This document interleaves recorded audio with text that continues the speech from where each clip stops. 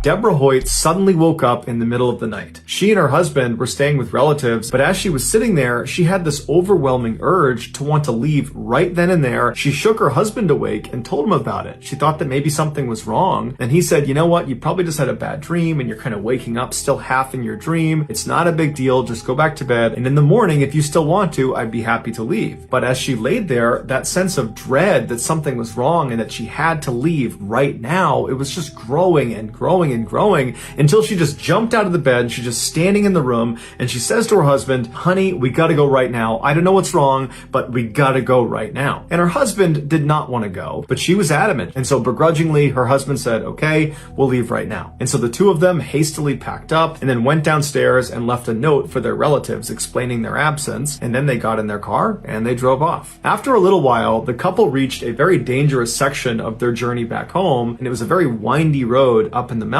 where one wrong turn and you're going flying down the side of a mountain. After driving through this area for about 15 minutes, they rounded a particularly sharp turn, and as soon as they made the turn and could look down the road, she saw up ahead on the right, off the side of the road several feet, something that was just lying there on the side of the road. She didn't know what it was. She thought it was maybe a bag or some trash or maybe a dead animal, and at first she was just going to dismiss it. But as her husband drove closer and closer to it, the light began to illuminate it, and she looked out her window and she noticed it was a woman's body, a woman who had no clothes on, who was just lying there totally motionless. And Deborah immediately turns to her husband and says, honey, I just saw a dead woman on the side of the road. And her husband immediately is kind of panicked and doesn't slow down. He just keeps driving and says, hey, should we stop? Should we turn around? I mean, maybe she's not dead. Maybe we can help her. But Deborah at this point is now terrified and she's saying, no, keep going. Don't go back. I bet it's a trap. They decide that their best course of action is just to drive on and find the next payphone and call the police. And it just so happened that less than a quarter of a mile away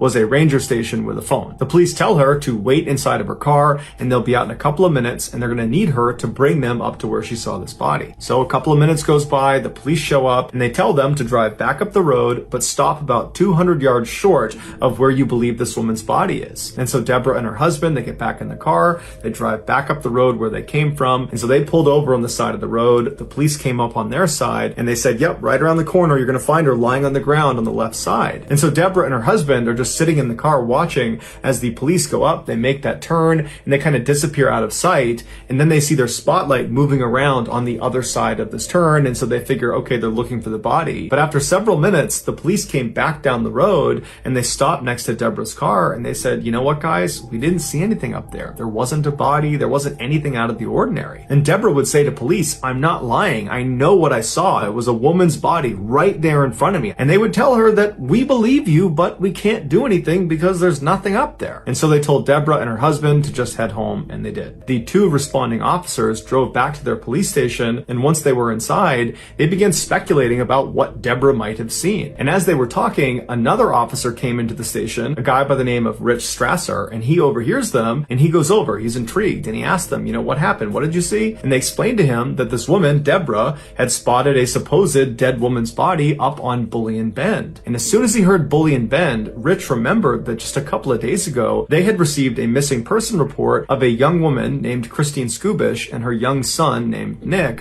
who had gone missing, and the last place they had been seen was up on Bullion Bend. And so Rich wondered if maybe there was a body up there, and maybe it was Christine's. And so the next morning, Rich got up early and he headed out to Bullion Bend, and when he reached the exact spot where Deborah had claimed to have seen this dead woman's body, he found a children's shoe. And so he stopped his car, he got out, he picked the shoe up, and he's looking around and he's looking for anything else that's out of the ordinary, but there's nothing on the road. And so he walks over to the guardrail that overlooks this very steep embankment, and he looks down the other side. As he's looking, he thinks he sees more clothing farther down the mountain. And so he climbs over the guardrail and he very carefully maneuvers his way down. He reaches a clearing in the branches and the trees, and he can see down to where the terrain kind of levels off. And right down there is a smashed up red 4-door sedan. It was the same type of car that Christine Skubish had been driving when she went missing. And so Rich ran down the mountain, following debris all the way to this wrecked car. He goes around to the driver's side and he looks inside, and there in the driver's seat is Christine Skubish, and unfortunately she was deceased. And then on the passenger seat is her son, Nicky, and he is alive, but barely. He had gone 5 days without food or water. And doctors would say when Rich found him, he probably only had about 1, maybe 2 hours before he would have died as well. Authorities believe believe Christine fell asleep at the wheel and she drove off that embankment. Initially, Rich believed Deborah must have seen Christine when she was driving through the mountains and saw that woman on the side of the road. After her accident, Christine must have gotten out of her car and then climbed up that embankment and then laid on the road, hoping someone would see her,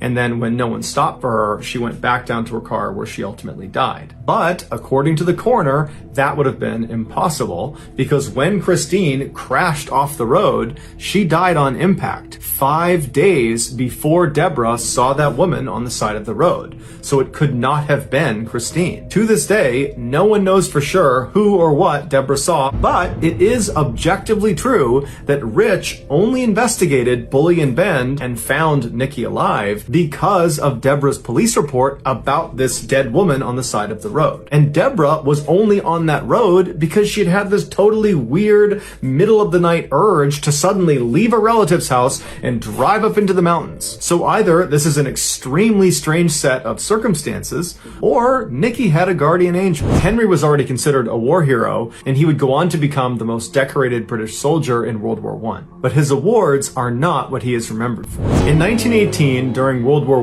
I, British soldier Henry Tandy found himself stationed inside of a trench in northern France. Henry was propped up on the edge of his trench looking out towards the German line. It was dark and quiet and there was mist in the air, and at some point Henry noticed a figure way off in the distance walking towards him. Henry instinctively raised his rifle, but he didn't pull the trigger. He wanted to make sure who he was shooting was his enemy. And so Henry's looking down his gun, staring at this guy, waiting to figure out who he is, and after a few seconds, out of the mist walks a badly wounded German soldier, but he wasn't carrying a weapon, and he didn't appear to understand he was walking directly into Henry's sights. Henry aimed his rifle right at this German man's heart, but he didn't pull the trigger, and the man just continued to walk directly towards Henry until he got about 30 meters away, at which point he stopped and looked up and realized his mistake. But instead of trying to run away, he just stood there and stared at Henry, seeming to accept the fact that he was about to die. But he just could not bring himself to shoot this unarmed, wounded German who just looked kind of pathetic. And so with Henry's gun still up, he glanced to his left and he glanced to his right